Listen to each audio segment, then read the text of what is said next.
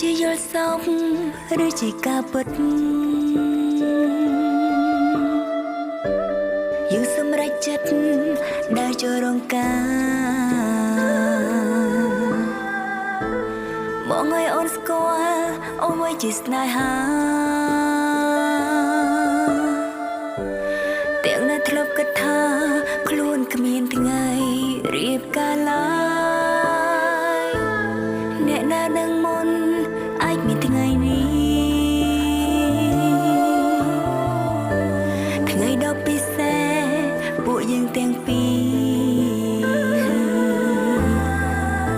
រស្នេហាអូនមកដូចអគ្គិសនី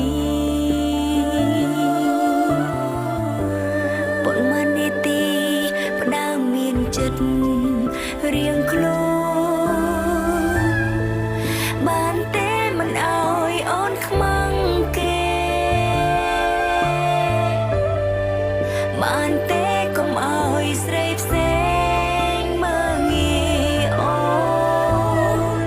បានទេធ្វើជាប៉ាល្អរបស់កូ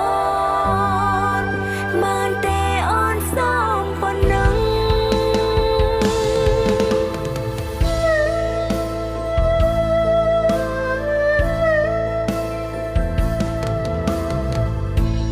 មិននៅថ្ងៃមុខ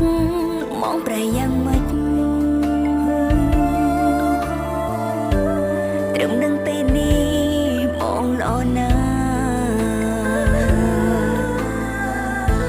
អាយុបងក្មេងតែរឹកបងចាំង